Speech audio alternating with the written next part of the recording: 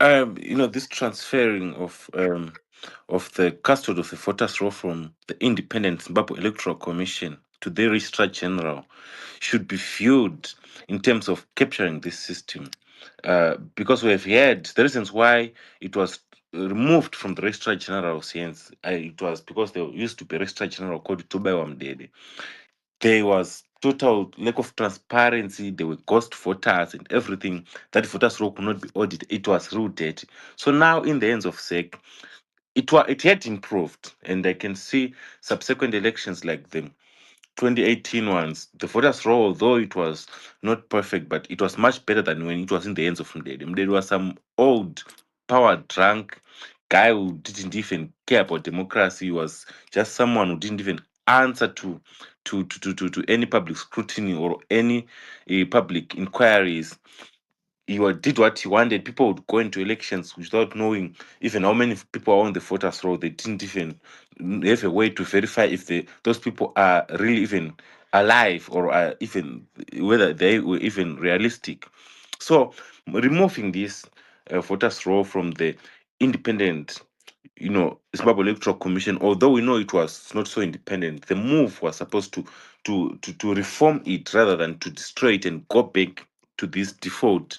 Um, we closed Registrar General's office, which we can't accept because of history that I tried to um to explain in my past few words. This shift, it removes critical institutional safeguards and opens door to further administrative interference in the electoral process. Credible elections require an impartial referee, placing the voters' roll in the hands of a government official like Tuba did as we had before. This, erodes public confidence and invites allegations of manipulations, not just isolated allegations, but these are backed with history. Zimbabwe's had one multi-party democracy. It can't now be, we can't afford to get it compromised, and compromise the integrity of the electoral infrastructure, which truly makes it a multi-party democracy. Otherwise, if we compromise this, it will be a one-party state. We'll go back to history. People used to compare Emerson Mnangagwa and Ian Smith. For me, it used to appear awkward.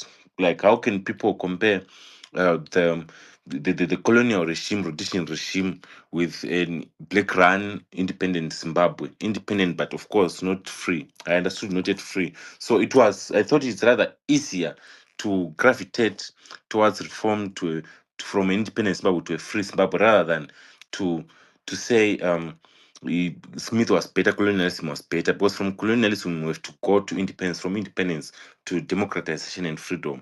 But what Mnangagwa is simply doing, he's taking us back to colonialism. He's proving those who are saying he's Western Smith, he's proving them correct. They might try to. I saw Siambi, or was it Jonathan Moore, claiming that people were not allowed to walk in First Street. Yes, young people and Zimbabweans can now walk in First Street, but how many of them can work in First Street? How many have jobs in First Street? You just walk there, but how many can buy in First Street? How many of them can bank in First Street?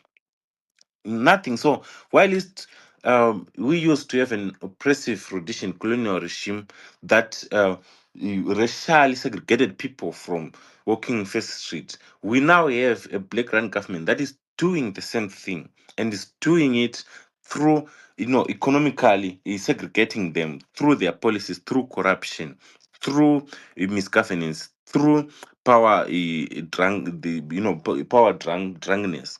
Eh, and now you check, they are now barring us using this voters roll. They want to manipulate it, and also their end game is to bar the people from voting directly for a president.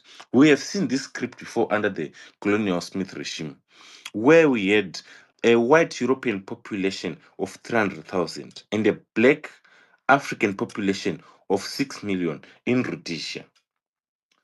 But you know what? If you check the parliament, it had majority white people. If you check the prime minister, we had a white prime minister in a country where there were 300,000 white people, in the same country where there were 6 million black people. So I think you can see where I'm going with this, voters roll, saying it can't be manipulated. It's the book, the rule book of fairness. It's what the referees should be using as the rule book to apply to everyone. So if they want to rig this voters roll now, we'll go back to the same situation whereby Emerson Mnangagwa, just like Ian Smith, correctly knew that he is not popular in this country. Ian Smith knew that there are 6 million Zimbabweans and 300,000 white people. Versus 6 million blacks. So he knew he would not win a popular vote. He knew that very well. And um, Emerson Mnangagwa right now, he knows that yet, yes, he might be black, but he knows there's 6 million voters, registered voters, and he knows he's not popular with them. And he knows the move that he wants to do to extend the term of office is not popular. So he knows also that furthermore, people that they are touting, we see them, we see where they are going. People like Udakwashita Gray, people assume that he's clever, he's intelligent, he's wise, simply because of his status as an oligarch who has amassed billions through corruption in Zimbabwe. That's known is kinds of people into our government, and they know that these people, every time they speak, we've seen them speaking publicly, they know that they are not popular with the electorate. They know that they will not win even in an election. They won't get even 10% of the national vote. They know that. So what they want to do is to do like Smith. Smith knew that he controls the voters roll, he controls who votes and how they vote, and he controlled also the voting process, and the people vote for a parliament under the voters roll that is manipulated. This is what you see from where they are going. They know that they are unpopular. But if they were popular, if they are confident of the 2023 election vote, they would simply welcome more opportunities to prove their popularity, to deliver to the people. They are claiming that they are delivering whatsoever, which was on a manifesto they never had. And even this thing about amending the constitution, it was not on their manifesto. It wasn't on their manifesto. We had the 2013 constitution, which is supposed to be implemented, not mutilated.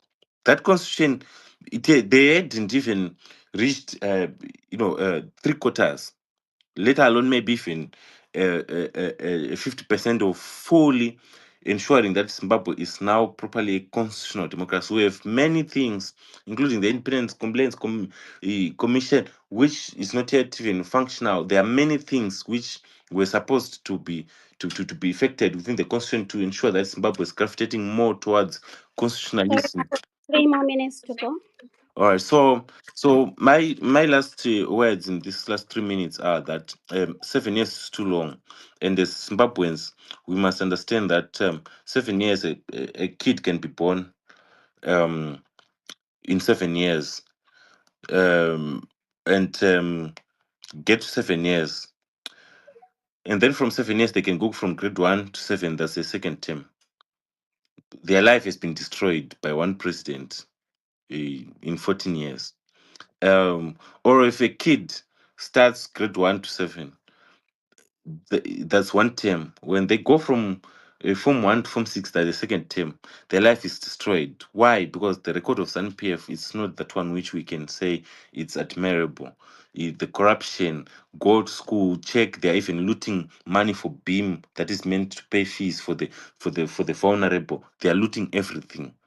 We see they're buying assets of prestige, buying cars, splashing hundreds of thousands to people. Yet, if you check this money, if it were channeled towards things like education, like healthcare, um, people, it would save lives. But they're giving people, and they appear like they're so popular. But if you check the people that they're giving this money, is the Japresas of this world, Japresas mother, and Japresas friends, you see that it's less than 1% of the, it's less than 0.001% of the people who are benefiting from these things. So they are aware that whatever they are doing, they're trying to appear like they are popular, but they know they are not. And Zimbabweans, we must also think and act with our realities.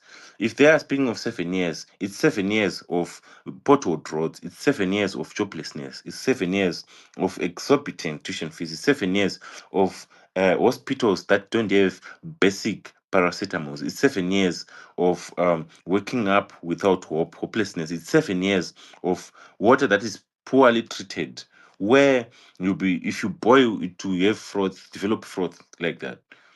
It's 7 years of people just wishing to get out of the country as soon as they get the opportunity, the next opportunity. It's 7 years of over 5 million, around 5 million Zimbabweans exiled. They don't like to get out there as political and economic refugees. It's tough. Life is best back home. And it's 7 years of people like political prisoners like Masbara Shantuko right now languishing in prison. It's 7 years of people you know, go to prisons right now, you will find that the majority of the population in prisons, 80%, are young people 35 years and below. And if you check their crimes, yes, they are criminals who don't criminality, but they are mostly crimes of the economy: fraud, robbery, unlawful entry, armed robbery, and all these things. But yet, if you go and ask those young people what they wanted to do when they grow up, they'll tell you most of them, some wanted to be teachers, and indeed they became teachers, but it's not paying them to do some side hustle, got into criminality. Others wanted to be soldiers. Yes, they became soldiers, but then they couldn't get a living out of that. Some of them resorted to criminality, and others Uh, didn't even manage to get those opportunities. So Thank you so much.